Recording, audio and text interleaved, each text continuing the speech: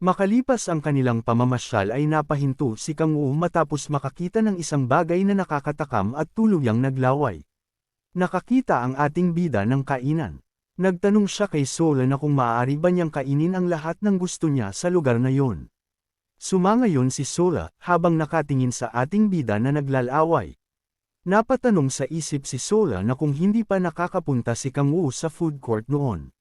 Sinabi ni Sola sa ating bida na hindi man yun special na lugar pero maaari niyang kainin lahat ng gusto nito. Takam na takam si Kang Wu habang nakikita ang mga pagkain na niluluto, habang naiisip na ganun pala ang food court na narinig niya noon. Hindi siya makapaniwala na may ganun palang lugar na umiiral. Nakalimutan niya ang lahat ng tungkol noon matapos niyang makabalik sa Earth. Dahil sa Hell ay puro mga katawan ng demon ang kanyang kinakain. Maluhaluhang sinabi ni Kang Wu na kakainin niya lahat ng gusto niya. Kaya sumigaw siya na gusto niyang orderen ang muna isa hanggang sa ika-168 ng nasa menu. At gusto rin niya ng 10 bowl ng kimchi jjigae. Sinabi ni Sola sa ayaw paawat nating bida na kailangan nilang orderen ang mga on sa kiosk kaya kumalma lang ito. Ilang sandali ang nakalipas ay nakahain na lahat ng in-order ni Kang Wu sabay tanong na kung pwede na ba silang kumain. Sinabi ni Kang Wu na siyempre ang una niyang kakainin ay ang kimchi jjigae. Sarap na sarap si Kang Wu habang iniisip na walang pinagkaiba ang lasa mula sa kimchi jjigae ni Sola. Pero nakulangan parent si Kang Wu kaya kumuha siya ng pizza sabay isinawsaw sa kimchi jjigae. Napatingin si Sola sa ginawa ni Kang Wu. Matapos isawsaw ni Kang Wu ay kinain niya, at napasabi na lang ng mas masarap pa iyon kaysa sa inaasahan niya. Tinaktakan pa ni Kang Wu ang kimchi jjigae ng ibang pagkain, kaya napatanong na lang si Echidna na kung ganun ba kinakain ang bagay na iyon. Tinakpan ni Sola ang mata ni Echidna at sinabing hindi ganun iyon kinakain kaya wag nitong gagayahin ang ginawa ni Kang Wu. Hinigup ng ating bida ang kimchi jjigae, at matapos nun ay sarap na sarap siya, bakas sa mukha ang kaligayahan. Maya-maya ay may taong pumalakpak matapos makita ang ginawa ni Kang Wu. Kaya napalingon si Kang Wu sa tao at biglang nanlaki ang mata matapos makilala kung sino ang pumalakpak. Ito pala ay si Baek Kangyeon at binati ang ating bida, at sinabi pa na tagal nilang di nagkita. Maangas na tanong ni Kang Wu na ano naman ang ginagawa ng Guildmaster sa ganang lugar. Sinabi ni Baek Kangyeon sa ating bida na wag ito magsalita ng kagalang-galang sa kanya. Dahil naparito siya para magbigay ng magandang balita sa ating bida, kaya magsalita lang ito ng komportable sa harap niya. Tanong ni Kang Wu na anong magandang balita ang sasabihin nito. Salaysay ni Baek Kangyeon na ayon sa kanyang narinig na si Kang Wu ang rookie ng Red Rose Guild. Sagot ni Kang Wu na hindi naman talaga siya member ng Red Rose Guild, pero nakikipagtulungan siya doon. Hinawakan ni Baek Kangyeon ang balikat ni Kang Wu at sinabing, kung ganun ay mas magiging madali. Inilapit ni Baek Kangyeon ang mukha nito sabay inalok ang ating bida na sumali sa kanyang guild. Inalok ni Baek Kangyeon ang ating bida ng 5 bilyong won. Dagdag pa na bibigyan si Kang Wu ng bahay at sasakyan. Salaysay ni Baek Kangyeon na ibibigay sa ating bida ang kung ano ang meron ito ngayon at higit pa. Gulat na gulat si Sola sa laki ng halaga na inaalok ng top 1 ranker ng Korea sa ating bida. Pananggakwan pa ni Baek Kangyeon ang ating bida na bibigyan ng executive position. Sagot ni Kang Wu na gusto niya ng mas mataas pa doon. Pero napakaliit pa noon. Napatitig na lang si Baek Kangyeon sa sagot ni Kang Wu. Sabay ngumiti at sinabihan si Kang Wu na nakakatawa ito. Tanong ni Baek Kangyeon na anong kondisyon ni Kang Wu na ikasis iyan ito. Nagbuntong hininga si Kang Wu sabay sabing, sino ang nakakaalam? Sagot ni Kang Wu na sa ngayon ay wala pa siyang balak magtrabaho sa ilalim ng kung sino man, kahit ano pang kondisyon ng mga ito. Sinabi ni Baek Kangyeon kay Kang Wu na kapag sumali ito sa kanyang guild ay bibigyan niya ang ating bida ng isang piraso ng legendary equipment ng lever. Ang legendary equipment ay bibihira na hindi kayang bilhin ng pera. Hindi gaya ng mga regular na player, ang mga equipment ay ginawa gamit ang ordinaryong monster core at magic stone. Ang legendary equipment ay nilikha gamit ang mga sangkap na nakulikta mula sa boss monster mula sa S-rank gate o mas mataas pa. Ang special na katangian ay nagpo-form ito ng bond mula sa user sa sandaling maisuot na ito. At hindi na ito magagamit ng kahit na sino sa sandaling makipagbigkis na ito sa user. Malaki ang tsansang hindi makipag-bond ang legendary equipment sa user. Kapag ang kondisyon sa pakikipagbigkis ay hindi nakamit, kapag ganun kahit anong gawin ng user ay hindi makikipagbigkis ang legendary equipment. Naisip ni Kang Wu na lahat ng legendary equipment ay pinapalakas ang lahat ng stat ng user. Tanong ni Baek Kandian sa ating bida na kung naging interesado na ba ito sa alok niya. Sagot ni Kang Wu na hindi parent, sa isip-sip ni Kang Wu na napakagandang alok noon, pero naman nun mapapataas ang kanyang demonic energy. Kaya wala ding silbi sa kanya iyon. Sinabi ni Kang Wu kay Baek Kandian na tumatanggi siya. Pumayag na si Baek Kandian at tumayo, sabay ibinigay ang kanyang contact info, at sinabi na kapag nagbago ang isip ng ating bida ay tawagan lang siya nito. Sabay kumuha si Baek Kandian ng tofu at inilagay sa kimchi jjigae at sinabing ganun ang tinatawag na flavor. Sinabi ni Echidna kay Sola na ganun ang ginawa ng lalaki na pagsama-samahin. Sinabi ni Sola sa wag itong tutulidan ni Echidna. Habang papaalis si Baek Kandian ay tumatawa ito at sinabi sa ating bida na magkita silang muli. Tinitigan ni Kang Wu ang kanyang pagkain. Sinabi ni Echidna na kung pwede niyang tikman iyon pero hindi pumayag si Sola. Sa isang banda sa Red Rose Guild tanong ni Cho Yeonju sa ating bida na kung inalok ba ito ni Baek Kandian at kung bakit. Sinabi ni Kang Wu na ayaw pa niyang magtrabaho sa ilalim ng kahit na sino sa ngayon. Sinabi ni Yeonju na napaka-weirdo ng ating bida. Nakangiting sabi ni Kang Wu na kahit hindi pa siya sumali sa Hanyel Guild ay makukuha pera niya iyon ng patas mula sa kanyang mga contribution. Maliban dun, tanong ni Kang Wu kay Yeonju na kung may alam ba itong mga dumi ni Baek Kandian. Sagot ni Yeonju na ilang bises nang nag-cross ang kanilang mga landas. Mula nung sila ay maging guild master ng malalaking guild. Tanong ng ating bida na anong klaseng tao si Baek Kandian. Sinabi ni Yeonju na may sense ang tanong ni Kang Wu. Tanong ni Kang Wu na kung may mga chismis tungkol kay Baek Kandian. Salaysay ni Yeonju na noong World Ranker Evolution, nagkaroon ng paglalaban sa lahat ng mga ranker para malaman kung sino ang pasok sa top 8 World Ranker. Pero natalo si Baek Kandian sa isang ranker ng ibang bansa at tuluyang na-disqualified. Tanong ng ating bida na kung kaninong ranker ito natalo. Ayon kay Yeonju na nagmamayari ng mythical weapon, ang Susanos ay ang lalaking Japanese na nagngangalang Fog-Eye Motorayama. Dahil natalo si Baek Kandian ay lahat ng media ay hindi na pamabor dito. Sinabi ni Yeonju na hanggang doon lang nang nalalaman niya.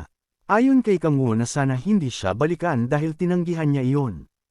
Paliwanag ni Yeonju na hindi iyon ganong klaseng tao dahil lahat ng bagay ay dinadaan noon sa tawa. Maya-maya ay sinalubong sila ni Wayne. At sinabi nito sa ating bida na nag-antay sila rito, kaya pumasok na ito. Salaysay na habang nag-iimbestiga sila sa Mir Guild ay nakakita sila ng item na hindi pa naibon.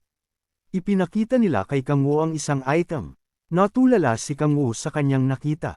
Ayon sa equipment information, ang pangalan nito ay Black Pearl Coat, may rank na legendary.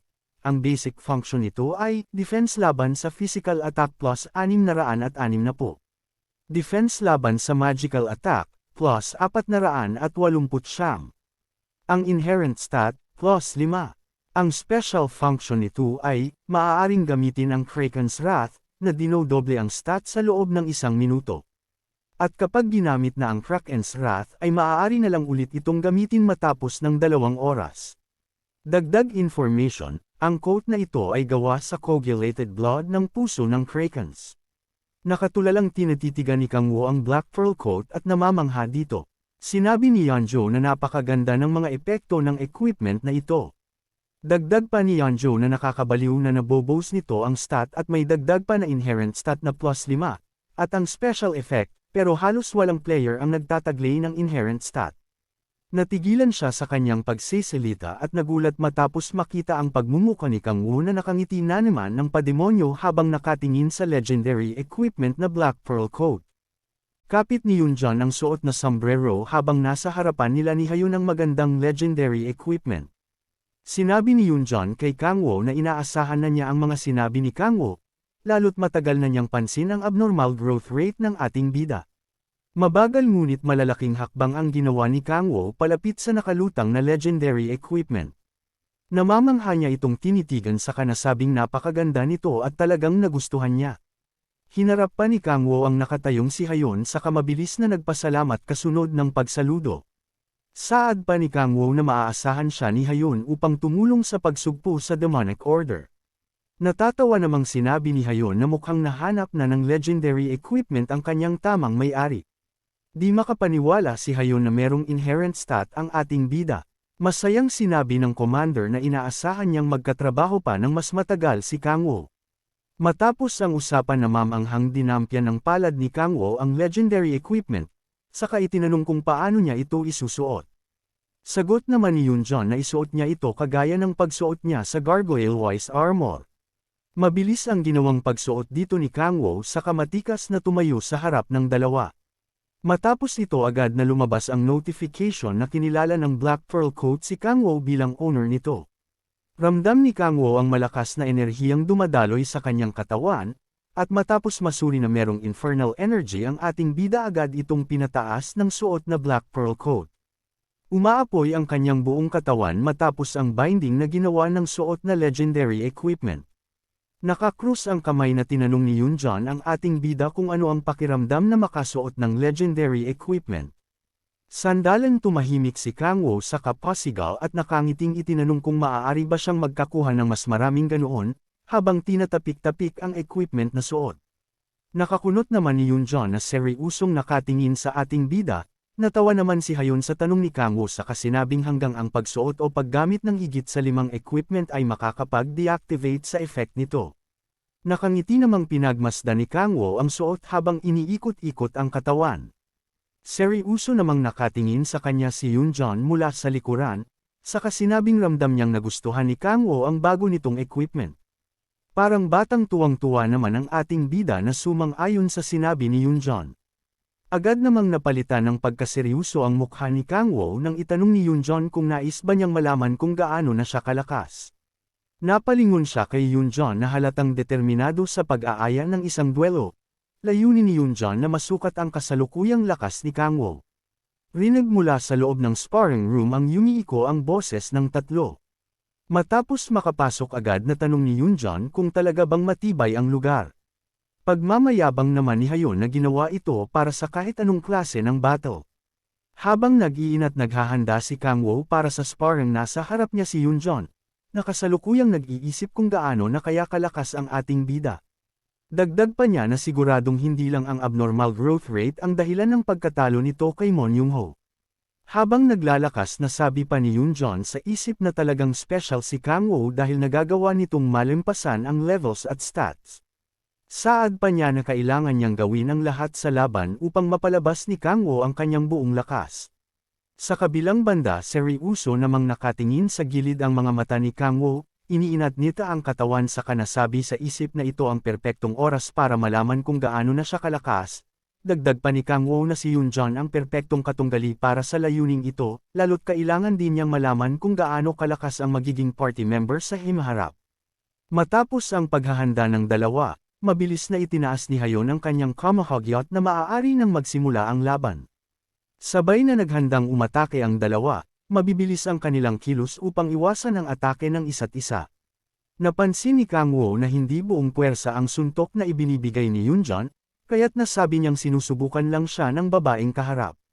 Kaya't pinagdate niya ang dalawang kamay saka nagpalabas ng nagliliwanag na enerhiya. Nasabi pa ni Kang Wo na ang pagsubok sa kanya ni Yunjon ay bahagya niyang kinaiinis. Isang mabilis na suntok ang ginawa ni Kang Wo na agad din namang naiwasan ni Yunjon. Agad hinatak ni Kang Wo si Yunjon sa suot na sombrero, saka nakangising sinabi na hindi magandang maliitin siya ni Yunjon. Kasunod nun pinakawala ni Yunjon ang armas niyang matatalim na kadena patungo sa kay Kang Wo, na agad namang iniwasan ng ating bida sabay tanong kung balak ba siyang patayin ni Yunjon. Nakangisi at may owang asar namang sinabi ni Yunjon na hindi ordinaryong player ni Kang Wo. Mariing iwinasiwas ni Yunjon ang hawak na kadena paikot sa buong lugar, dahilan upang magkawasak-wasak ang pader sa paligid patungo sa kinaroroonan ng ating bida. Kasabay naman ng pag-ikom ng kamao ni Kang Wo ay ang paghahanda upang umatake. Kasunod din nito ang pagbibigay alam ng notification na maaari nang gamitin ni Kang Wo ang special effect na Kranken's Range at pagtataas ng infernal energy sa 5. Nagliliwanag ang paligid at dumagundong ang nakakabinging ingay, matapos amang buong puwersang paggamit ni Yunjon ng matatalim at nagliliwanag na kadena. Sa kabilang banda napasigaw naman ang nanunood na si Hayon, upang patigilan ang dalawang nagsusukatan ng lakas. Isa-isang tumama sa pader ang mga Cade ng mabilis at patuloy na iniiwasan ni Kang Wo. Kasabay naman ng pag-iwas niya ang nagbibitakang piraso ng pader na patuloy din sa pagbagsak. Mula sa gilid parang kidlat na lumipad pasugod si Kang Wo, sa naghahanda ding umatake na si Yunjon gamit ang Authority of the Heaven kasabay ang pagwas-iwas ng matatalim na kadena. Ngunit bago pa man niya tuluyang magawang atakehin ang ating bida, mabilis nitong ginamit ang Authority of Explosion dahilan upang magkaroon ng malaking pagsabog sa kinaroroonan ni Yunjon. Mabilis na naiharang ni Yunjon ang kanyang dalawang kamay, ngunit dahil sa lahat ng atake ay agad pa din siyang malakas na napaatras. Nataranta naman ang babae matapos lumitaw mula sa likuran niya ang tumatamblang na si Kang Wo pasugod. Kasabay nito pinagsapu ni Kang Wo ang palad sa kapinakawalan ng Authority of Discord. Malakas at buong puwersa niyang itinuon ang palad sa sahig kasunod ang nakabibinging ingay na likha ng atake. Napatikip naman sa tainga si Yunjon at Hayon na halatang hindi matagalan ang ganoong puwersa. Nang makahanap ng pagkakataon pasugad niyang tinakbo si Yunjon sa kanaghandang gamitin ang pinagsamang Authority of Fortitude at Authority of the Palm. Dahil sa pinagsamang lakas nito hindi pa man siya umaatake ay alam na ni Yunjon ang maaaring kahit nan, kaya't agad siyang naghanda upang dumpensa. Pinaikot niya sa sarili ang matatalim na kadena upang depensahan ang nalalapit na pag-atake ni Kang Wo. Ikinuyom naman ng ating bida ang kanyang kamao kasabay ang paglabas ng mga malalakas na boltahe ng kuryente mula rito. Mahinang ibinulong ni Kang Wo ang Death Ray of Heaven sa kabuong lakas na binuhos ang lahat ng puwersa para sa isang atake.